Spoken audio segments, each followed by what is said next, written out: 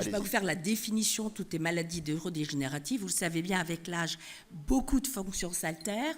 On a en gros, ça va représenter toutes les maladies et toutes les lésions qui affectent le cerveau, c'est-à-dire la mémoire, les capacités de compréhension et les capacités de réaliser ce qu'on appelle dans notre jargon de réadaptateur les AVQ, les activités de vie quotidienne. Quand on perd de plus en plus, vous savez, l'automatisme des gestes et qu'on perd de plus en plus en autonomie. Alors quand on regarde sur Internet, on s'amuse à regarder un petit peu, vous savez, il y a toujours des chiffres pour marquer, voilà, 65 ans, alors démence, non, c'est un terme trop fort. Troubles cognitifs, une personne sur 14, après 80 ans, une personne sur 6. Vous savez, ce qui nous inquiète un peu, j'oublie plus qu'avant, j'arrive pas à me rappeler des horaires, je confonds un peu, etc., etc. Et ce qu'il y a de frappant quand on regarde les critères qui sont retenus par l'OMS par rapport à ce déclin cognitif, c'est que l'OMS va nous citer tous les critères habituels. L'âge, l'hypertension, le diabète, la surcharge pondérale, le tabac, l'alcool, l'activité physique, l'isolement social, etc., etc., mais ne cite pas les atteintes sensorielles. Or,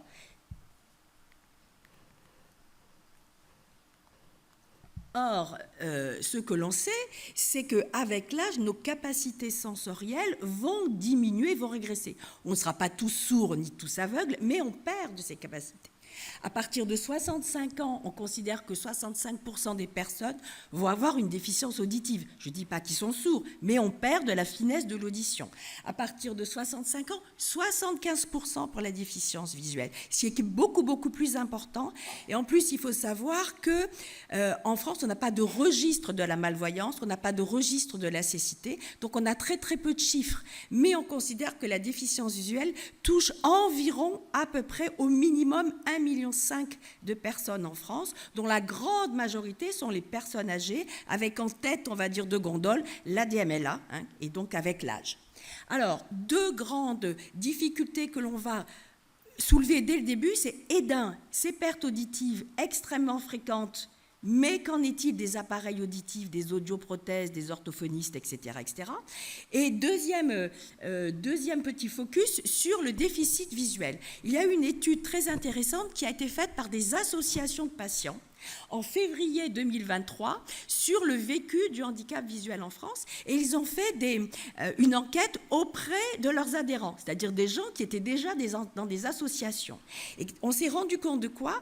On s'est rendu compte que sur les gens qui étaient déjà normalement au fait des compensations, des techniques de compensation, puisqu'ils adhéraient à des associations, eh bien plus de 50% des déficients visuels, donc relativement lourds, n'étaient même pas au courant de l'existence des techniques de réadaptation et de compensation du handicap visuel. C'est vous dire un peu le gap qu'il y a entre ce qui peut exister au point de vue technique de prise en charge et la méconnaissance qu'il y a dans le public. Alors, je ne suis pas ORL, je suis ophtalmo. Juste une petite diapo que je me suis permise de faire par rapport à la surdité, par rapport à la malentendance, on va dire, chez la personne âgée. Ce qu'il y a de sûr, c'est que avec l'âge, la malentendance, la surdité, c'est un risque modifiable du déclin cognitif. Voilà, il y a des solutions d'appareillage, voilà, et on voit bien le rôle et l'importance avec la difficulté de s'appareiller et d'apprendre surtout à utiliser les appareils auditifs pour certains, combien c'est important.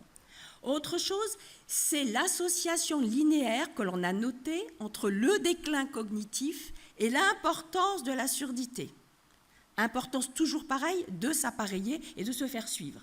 Et qu'est-ce qui cause tout ce déclin cognitif en cas de surdité? Eh bien, on entend moins bien, donc on est moins stimulé au point de vue cognitif. On a moins d'interaction, on entend moins bien. C'est le premier point. Le deuxième point, on entend moins bien, on s'isole. Et on a de véritables, on verra après avec la vue, on a de véritables phénomènes dépressifs qui se mettent en place, avec toute une cascade de phénomènes neurologiques. Ce n'est pas uniquement je perds un peu le moral parce que c'est l'hiver. On a une véritable dépression. Et troisièmement, l'épuisement par la charge cognitive excessive. Là, la salle est calme, vous m'entendez bien parce qu'il n'y a pas de bruit de fond, il n'y a pas de conversation derrière. Vous savez bien que dès qu'on va être dans un environnement sonore, avec un bruit de fond, eh bien pour pouvoir entendre et pour pouvoir écouter, ça va vous demander un tel effort supplémentaire que parfois, les gens, à un moment, ils se coupent et ils arrêtent. On n'essaye plus d'entendre, c'est épuisant d'essayer d'entendre et d'écouter. Alors, je vous ai mis les études en dessous, au point de vue, je ne suis pas douée. Au point de vue visuel, qu'est-ce qui se passe? D'abord, il faut savoir qu'on a mis historiquement, au point de vue des publications, on a mis en évidence beaucoup plus tôt le retentissement de la surdité par rapport à la perte d'autonomie et par rapport à la charge cognitive. La déficience visuelle va être un tout petit peu différente dans ses mécanismes. La vision est, on va dire, en quelque sorte, le sens hégémonique. Chantal Milleret vous l'a décrit, mais c'est un peu un sens qui va avoir tendance à écraser les autres. On le voit bien, quand on acquiert une déficience visuelle, ce qu'on appelle la bascule sur les sens compensatoires, faire plus attention à l'audition, à la proprioception, ça ne se fait pas si facilement que ça. C'est un sens un peu hégémonique et c'est un sens qui apporte un maximum d'informations. Selon les tâches que vous allez effectuer, entre 60 et 90% des informations vont venir par la vue. Bien sûr, si vous écoutez une émission de radio, ça va être l'audition. Mais si vous vous baladez dans la rue, si vous regardez la télé, etc., ça va venir essentiellement par la vision. Donc la vision va retentir sur pratiquement tous vos actes de la vie quotidienne. Ça va retentir sur les déplacements, bien sûr la lecture, l'écriture, sur toutes les activités professionnelles, sur toutes les activités de loisirs. Ça va entraîner bien sûr un sentiment d'insécurité, et c'est classiquement avec l'âge ce qu'on va appeler une espèce d'inhibition motrice. On y voit moins bien, on fait beaucoup plus attention, on n'ose plus avancer, on n'ose plus marcher, on n'ose plus lancer le geste. On va complètement s'inhiber quelque part avec cette sensation d'insécurité qui va être très importante chez les personnes âgées et cette sensation de perte d'autonomie qui va être majeure.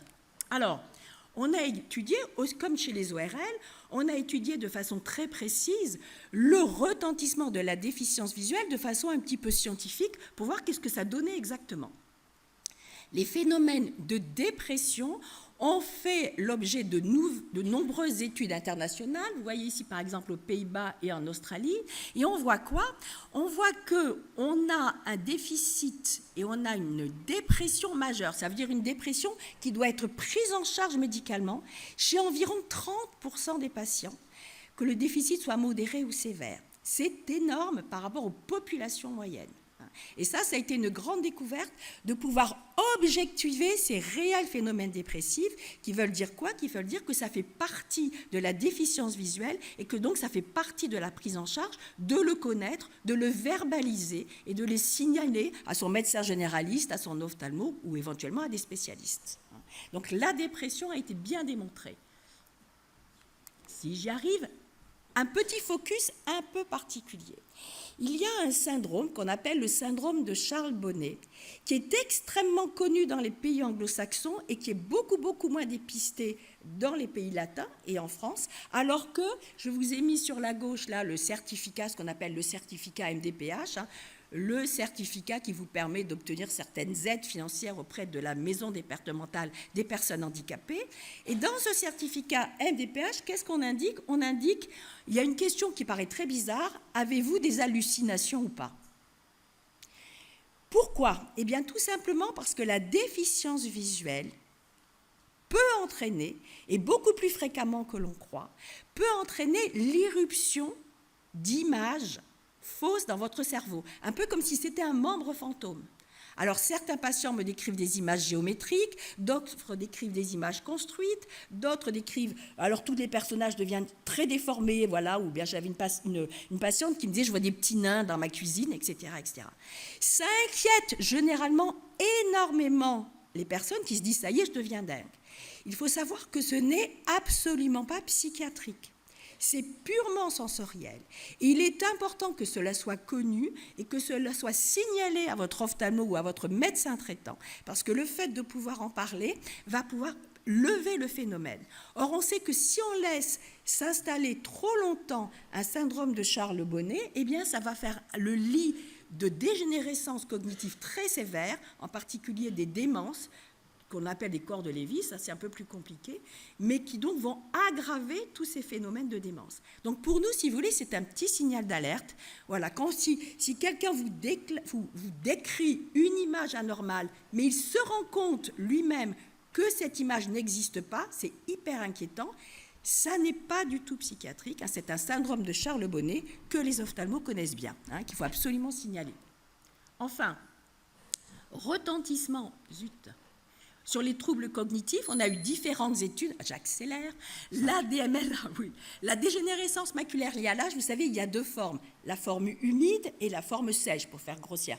La forme sèche ou atrophique et la forme d'évolution lente. Et on s'est rendu compte de quoi en faisant une étude qui était très poussée sur plus de 170 patients, malades par rapport à 190, c'est que quand vous avez une DMLA et que l'acuité visuelle est inférieure à 2/10, le risque de troubles cognitifs est multiplié par 6. D'autres études ont montré quoi? Ont montré la corrélation, et là c'était des études sur énormément de patients, une étude japonaise et une étude aux USA, et vous voyez, aux USA, ça a porté sur 33 000 personnes, ont bien montré la corrélation entre la baisse d'acuité visuelle et les troubles cognitifs qui surviennent. Et enfin, l'étude la plus intéressante, c'est une étude chinoise. Alors là, les Chinois, ils ont fait comme d'habitude, ils ont fait en grand, ils ont fait sur énormément de personnes. Vous vous rendrez compte, 250 000 personnes de plus de 65 ans. Ils y sont allés, c'est de loin, depuis 2018, l'étude la plus importante. Et on s'aperçoit de quoi? Vous voyez, c'est ceux qui est entouré en rouge au-dessus.